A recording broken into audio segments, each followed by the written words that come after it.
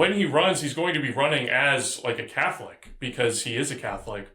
And so I think really this is laying the foundations to undermine a potential Vance campaign.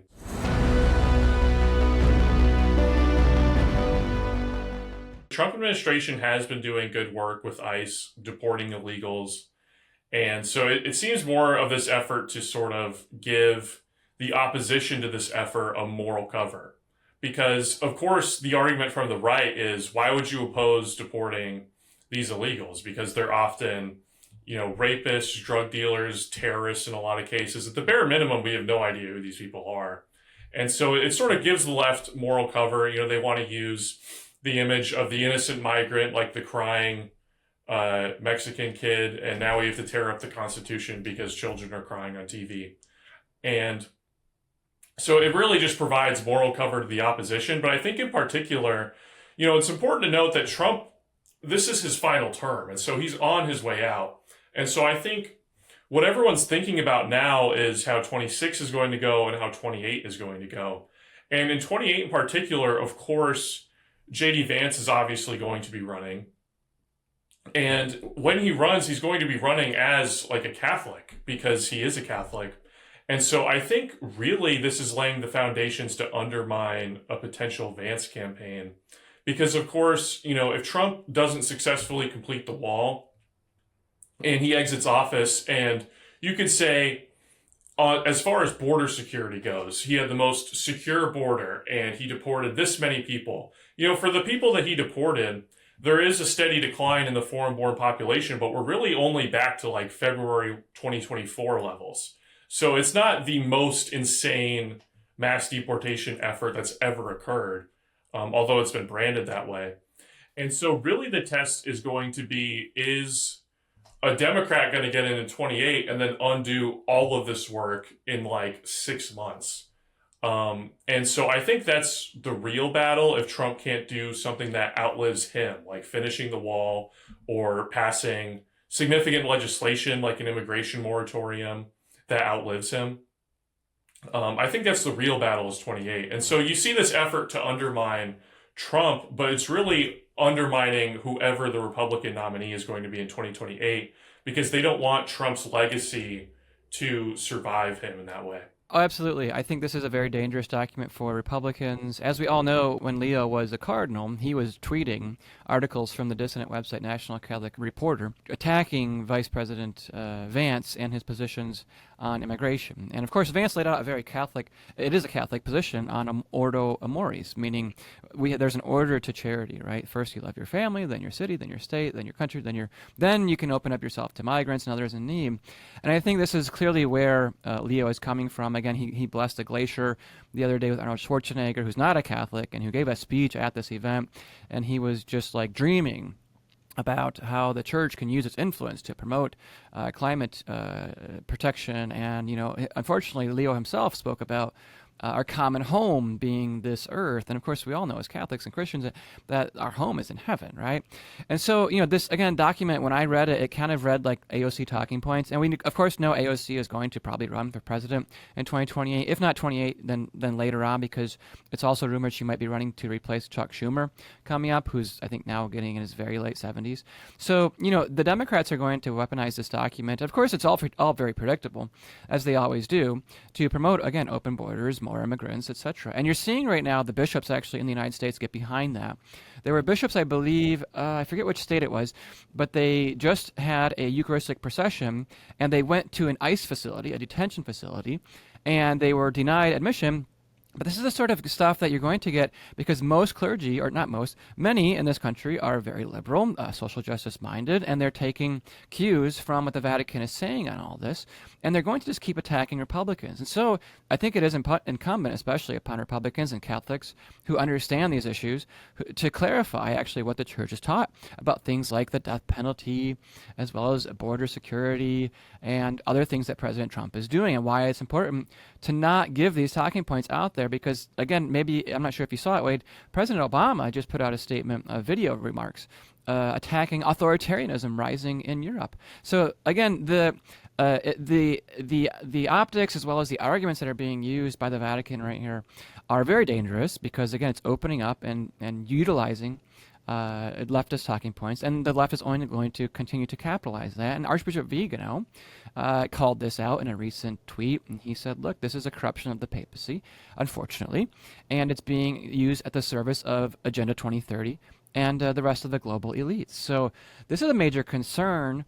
I do think, though, I kind of want to ask you, you're of the Gen Z generation. How are the Zoomers really seeing all of this play out? I know there's a lot of young persons in the Gen Z movement who are very serious about their faith and who want to go to Mass and get into heaven, as President Trump obviously does as well.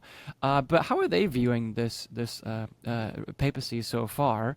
And I mean, this doesn't seem to me to be what they kind of are hoping for in remarks from the Vatican. Yeah, that's a good question. I think when Pope Leo got in, a lot of people were they were really wanting to be relieved, because I know for a lot of people my age especially that are looking into Catholicism or converting actively, or they already are Catholic, I know Pope Francis was a big hang up for a lot of people, and it's something that it's easy to sort of ignore, in the sense that when Pope Francis comes out and does something that is against like traditional American conservative values or something like that, or makes some statement that's kind of hard to square with ideological conservatism, it is easy to ignore and you can kind of look away from it. But then when Pope Leo came in, everyone was gushing and relieved, and the hope was, finally we're going to have someone who maybe is, even if he's not like the most conservative guy ever personally,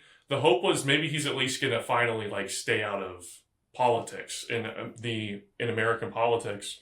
And so I think really the disappointment is that not necessarily that he's going to be just more like a Francis type where he's actively pushing back against conservatives in America, but it's more just so the disappointment that he's not kind of staying out of it.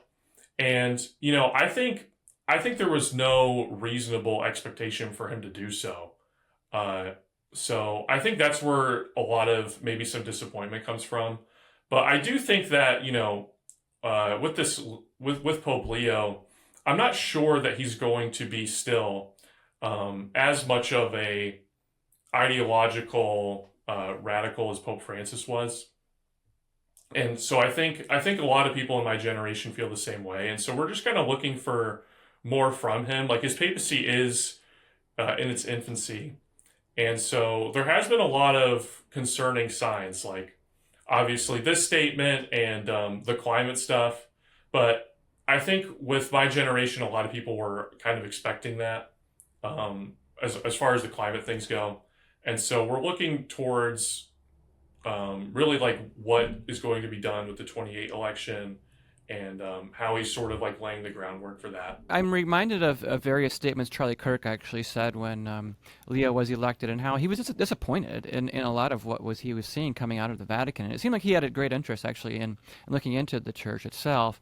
And I suppose, we can look to the future and see what evolves. But it reminds me, actually, we have a population bomb going off right now. That we are not replacing ourselves. People are delaying marriage till late 30s. Home ownership is being delayed as well because we can't get out of debt. So what did you make of those comments in light of everything we're talking about here with Leo, as well as just, young people themselves, again, who this generation I see, Wade, are very... much, I think, potential can turn around this tide, who want to be traditional minded, who want to have traditional gender roles, and who do want to get married. Yeah, well, with Charlie Kirk, he was a huge leader of my generation, obviously, and especially with young men. And one of his biggest hangups with Catholicism that it seems he was really looking into was the things that we saw from Pope Francis, even a little from Pope Leo. And so it's just unfortunate, like, people in my generation who are looking into Catholicism, like, that is the most common hang up that I see when I talk to people about that. And it is unfortunate. It's really sad. And what you're really seeing is, a lot of conservative young men, they're ranking in terms of what they view as their most successful. I'm not sure if you saw this data, but new data's come out where there were 4 groups who were asked what more closely defines their definition of personal success. and they asked Trump voting young men, Trump voting young women, Harris voting young men, and Harris voting young women. And the only group who ranked getting married and having kids anywhere near the top of the list was Trump voting young men.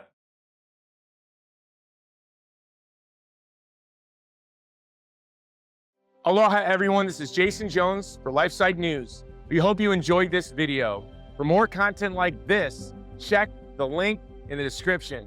You can also connect with us on social media to stay up to date with the latest news on life, faith, family, and freedom. Thanks for watching, and may God bless you.